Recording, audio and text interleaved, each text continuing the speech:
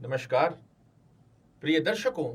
यदि आप एक मकर राशि के जातक हैं तो आप भली भांति जानते हैं जब से शनि की साढ़े साती आपके ऊपर प्रारंभ हुई है, इस शनि की साढ़े साती ने आपको पूर्ण तरीके से तोड़ कर रख दिया है।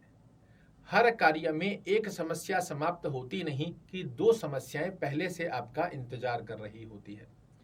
आपके व्यक्तित्व की स्थितियां, मानसिक तनाव, टेंशन, डिप्रेशन लगातार इस ड्यूरेशन में आपने फेस किया है।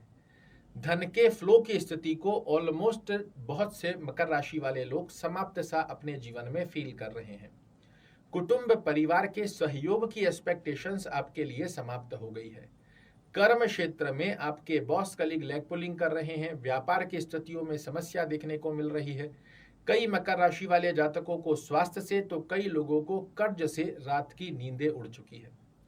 अगर आप भी इन समस्याओं का सामना कर रहे हैं तो आपके लिए एक बेहद सुंदर सा इवेंट नियर फ्यूचर में ही 6 जून को आ रहा है, जिस दिन शनि जयंती का महापर्व होगा। अगर आपके जीवन में समस्याएं लगातार साढ़े साती की ड्यूरेशन में आप फेस करते आ रहे हो तो विश्वास मानिए, आपके लिए ये 6 जून की तिथि किसी वरदान से कम सिद्ध नहीं होगी। और ये मैं नहीं कहता, ये शास्त्र प्रमाणित स्थिति है कि यदि शनि की साढ़े साती या ढैया आपको लगातार सता रही है, परेशान कर रही है, तो शनि जयंती के दिवस पर कुछ छोटे छोटे ऐसे उपाय हैं जिनको कर कर इन समस्याओं की परसेंटेज में बहुत अधिक मात्रा में आप इन्हें कम कर सकते हो। मैं अन्य लोगों की तरह आपसे झूठे वादे नहीं करूंगा कि अगर आपने शनि जयंती पर ये उपाय कर लिए तो सारी समस्याएं जड़ से समाप्त हो जाएगी। ये अपने आप में ही एक अंधविश्वास को और फैलाना है। किंतु ये वादा आपसे जरूर कर सकता हूं कि जो लंबे समय से एक स्टकनेस, एक ही जगह आपके पैरों में बेड़ियां लगी हुई है, एक ही जगह पर खड़े खड़े आप हार से चुके हो, तो अगर ये शनि जयंती पर आप बताए गए उपायों को करते हैं तो दौड़ेंगे नहीं ना तो एटलीस्ट चलते जरूर से रहेंगे। और एक जगह खड़े होने से लाख गुना बढ़िया होता है कि हम चलते रहें। और प्रत्यक्ष को प्रमाण की आवश्यकता नहीं होती है। शनि जयंती के दिन अर्थात 6 जून के दिन आप इन बताए हुए उपायों को एक बार कर देखिए। आपके जीवन में एक नया सवेरा प्रवेश ना करे तो मुझे कहिएगा क्या करना चाहिए। शनि जयंती के दिन अर्थात 6 जून के दिन सायंकालीन समय में आपको एक जूट का नारियल लेना है। ध्यान से सुनिएगा, एक जूट का नारियल लेंगे और जितना आपकी लंबाई है, आपकी बॉडी की जितनी लंबाई है, इतना आपको एक काला धागा लेना है, जमीन से लेकर सर तक की अवस्था में। इस धागे को जूट के नारियल के ऊपर लपेट लेना है और 7.5 गांठ लगानी है इस काले धागे पर। 7.5 की स्थिति कैसी होती है, तो आपने धागे को नारियल के ऊपर पूरा अच्छे से लपेट लिया, 7 गांठ आपने लगा ली और एक आधी गांठ अर्थात फूल गांठ लगाएंगे 7.5 की। पूरी 8 गांठ नहीं, फूल गांठ। सातवीं के पश्चात में जो 8वीं गांठ होगी ये फूल गांठ, जिसे हम आधी गांठ कहते हैं, ये आपको लगानी है। अपने शरीर के ऊपर से इसे 7 बार वारिए, जैसे घड़ी चलती है क्लॉकवाइज, उस प्रकार से 7 बार वारिए। अपने सीधे हाथ में इसे रखकर ओम शन शनश्चराय नमः इस मंत्र का 21 बार जाप कीजिए। और घर के आसपास में कोई शनि मंदिर हो, वहां आप इसे अर्पित कर आइए। अगर घर के आसपास में कोई शनि मंदिर नहीं है, पीपल का वृक्ष हो, आप पीपल के वृक्ष की जड़ में भी इसको रख कर आ सकते हैं।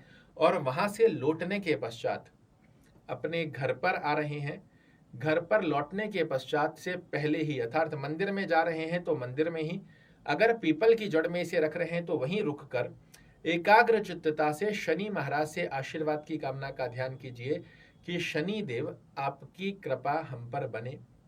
जो कष्टकारी अवस्थाएं मैंने जीवन में इस 7.5 की ड्यूरेशन में देखी है, इनसे मुझे निजात दिलाइए। ध्यान रखिएगा, जब तक आप अपनी समस्याओं से स्वयं लड़ते हैं तब तक उन समस्याओं का सामना करने की जिम्मेदारी आपकी होती है।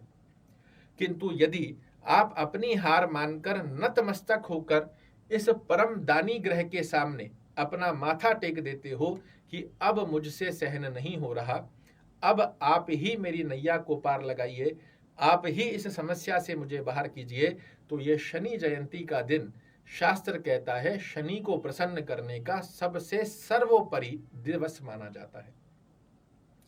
पहला उपाय आप ये कर देखिए, बहुत अच्छे लाभ देखने को मिलेंगे। दूसरे उपाय की स्थिति के अंदर यदि आप शनि जयंती के दिन, देखिए ध्यान रखिए शनि महाराज कहाँ बैठे हैं आपके द्वितीय भाव में। शनि जयंती के दिन किसी असहाय व्यक्ति की जो भी आपके लिए संभवत स्थिति में सहायता करने का योग बने, आप किसी गरीब व्यक्ति को, एक ही गरीब व्यक्ति को चाहे श्रद्धा भाव से भोजन करा दीजिए। अगर किसी को छाता दे सकते हो, जो बरसात के अंदर भी उसके काम आए और धूप से बचने के लिए भी काम आए, ये आपके लिए बहुत अच्छी अवस्था बनाती है।